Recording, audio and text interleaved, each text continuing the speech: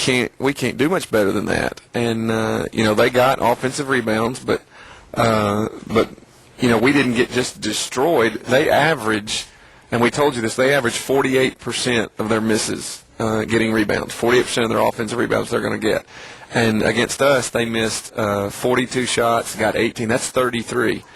I mean, that's phenomenal to think that we went up there and held them to 33% of their misses when they usually get 48. And probably one of the smallest teams they played against this season. Yeah, we are the smallest team they played, without question. And so, I mean, if you look at the different storylines or stat lines, or however you want to say it, of the game, I mean, rebounding was going to be a key, and we held them percentage-wise to if you'd have told me, I would have said as long as they don't get 60%, we were going to feel pretty good. If we could hold them to their average, I would have felt good. Well, we didn't hold them to their average. We held them to 33%. I mean, that's way below their average, so that was good. We got them shooting 27 threes. That was good. We turned the ball over 8 times. I mean, that's phenomenal. Against Tennessee, I bet you I wanted to go back and look at every game they've played this season and see who's had less than 10 turnovers against them, and I bet nobody has. And how many of their turnovers that they force lead to easy points, and I think they only got 2 points off. Well, I remember they got Taylor Hall play where they stole the ball and scored in transition. That's the only one I remember. And that's one of the biggest things that we talked about on our end that we didn't want to allow, is for us to make a turnover that turned into a transition layup for them or something easy, and we did a good job with that. It's kind of weird, and I wish you could get some of the girls to talk to you about it. It was everything that we said we wanted to have happen happened. Every single thing happened, except making some open shots. Right. That's the only thing. And truth of the matter is, in tournament games, in big games, you will sacrifice some turnovers. You'll sacrifice some rebounds. You'll sacrifice some other things, but you cannot sacrifice putting the ball in the hole.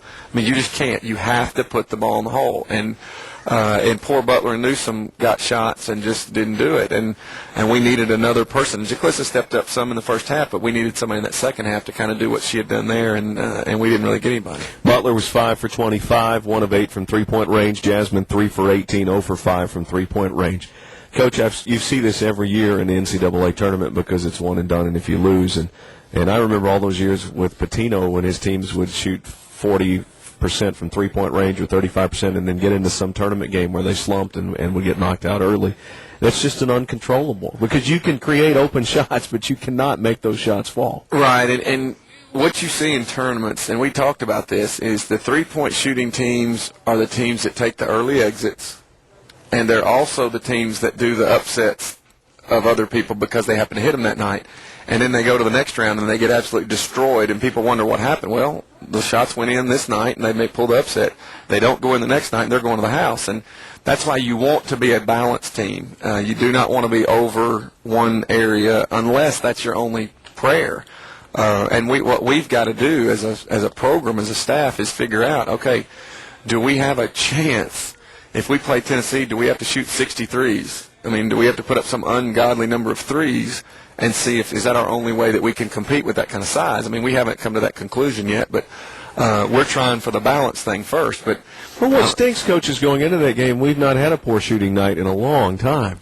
No, and what we really have never had, and you've called just about every game, when Butler doesn't shoot well, Newsom and someone else will shoot well. When Newsom doesn't shoot well, Butler and someone else will shoot well. And what happened tonight was Butler and Newsom didn't shoot well, and Jaclissa shot well, but nobody else did. And so, we just didn't have that extra person step up and make some shots for us, and we just desperately needed it. Let's talk about Jaclissa. She was our player of the game. She steps up and hits 2 threes early. She was smart when she took it to the basket in that she would stop before she got to the big defenders and quickly kind of just lay it in on a couple of plays. And I thought defensively she gave you a good effort, too. Well, she had the job of guarding Strickland, and we did not help on ball screens. I mean, a lot of the little things that went on, and we always hedge out and help on ball screens, always. Well, we told them that we're not going to do that in this game, and we told her how to defend it, and she did a great job on Strickland was 3 for 12. Strickland was 3 for 12, and one of those threes was a transition open three off of a block shot. And so, I mean, she really did a great job on Strickland and made her a very guardable player. So I mean, Jaclissa's did it. She just did a phenomenal job. You know, we talked about in that entire basketball game. I think I remember us making on defense like 3 or 4 mistakes total.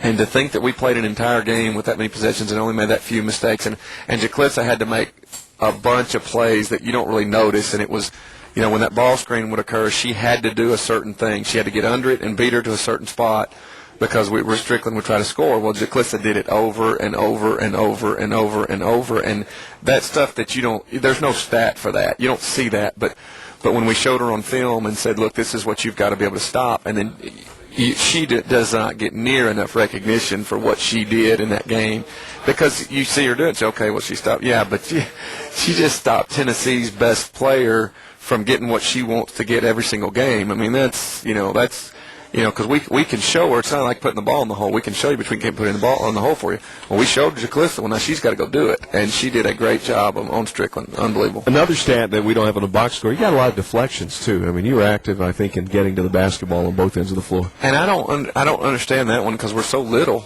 How did we get deflections? And I don't know, but we did. We did get quite a few, and I didn't really understand what. I mean, that was pretty good defense on our part. I didn't know what we were doing. We were actually trying to guard people. Yeah, the unknown for us all season has been post play. Talk about what Shelby, Rikisha, and Parika did. Well, I think our post, Shelby, Aubrey, Rikisha. I always leave Aubrey out. Well, you don't know where to put her. That's right. And Parika. Yeah. I mean, they battled. They really did. There was one stretch early in the second half where coaches made a mistake. We thought we could go to a little smaller lineup because of what they were doing and get some shots, and they killed us on the glass for about a minute. And they kind of pulled away a little bit, and so before we could get them back in there, they kind of done some damage. And so we got some bigger bodies back in there, and it kind of settled it back down. But that probably that was like a 4-point swing, and so if you take that out, it was pretty much an even game for 12 minutes of the second half. But the post players, what they did is they held their own. We rebounded okay. What we didn't do is score enough points out of the post or maybe some stickbacks and stuff like that might have made the game a little closer, and it might have made some of their shots a little tougher to make, and we needed a few more points. Rikisha came in and got us 6 points, and that was huge. But she had 2 block shots. Yeah, but we needed some more. Skyhawks fall, final score 72-49. Of course, it's Taylor Hall's last game as a UT Martin Skyhawk. She was emotional, the senior, and Heather Butler was emotional. What did you even get to go to the locker room with the players after the game, and what was that like? Yeah, I went in there, and I think it was a mixture of things. I think one was, we just let an opportunity slip away and again, I'm not trying to say we were going to beat Tennessee, or even that night we could have beaten Tennessee. The opportunity that we let slip away was we could have made some more shots and made that game a lot tighter because that's who we are, and we let that opportunity slip away. And you're a better shooting team. Oh yeah, and if we played that game, that same game, and we got those exact same shots, and we did it 100 times, we would not shoot that bad twice. There's no way, or we haven't done it all year. But the locker room also had in it some of it's a last game for the season, and some of it had its last game for the career. So there was a lot of stuff going into emotions at that point, and then and we're having to do some housekeeping things with them, and the NCAA's wanting you to do this and do that, and you kind of want to go, look, guys, we just don't talk about where we're supposed to be right now. We don't want to hear it. But for Taylor, there's something to be said about when your career's over. It's just something different. And I remember as a player, every year you finish up, you're getting ready for the next year. Every year you finish up, you're getting ready for the next year. When that last one's over, you don't feel any different. I mean, you really don't. But there's a difference. And I've never had a player in however many years I've been doing this, 21, 22 years, that has finished up and said that they don't wish that they could go back and do it again because they would do so much more or work so much harder. And so I'm sure some of that was flooding through her mind. But I mean, You talking about a spoiled senior? What was her 2 years? I mean, she's the most decorated senior in the history of UT Martin. She goes to 2 NCAA back-to-back championships. I mean, she's done unbelievable things in 2 years, and I mean spoiled with the most respectful thing. Spoiled meaning she doesn't understand what we were like 2 years ago. Right. And what she just walked in there and said, "Yeah, we're fixing to go to 2 NCAA tournaments. We're going to win." And And I'm like, "Yeah, okay, here we go." And she backed it up. She did it 2 years in a row, and she made some huge shots in the tournaments for us. She made some huge shots during the season. And well, her Eastern Illinois shot was the shot of the season. Maybe the shot that changed the whole season. Yeah. I don't know if we're at Tennessee if she misses that shot. We may not be. You just.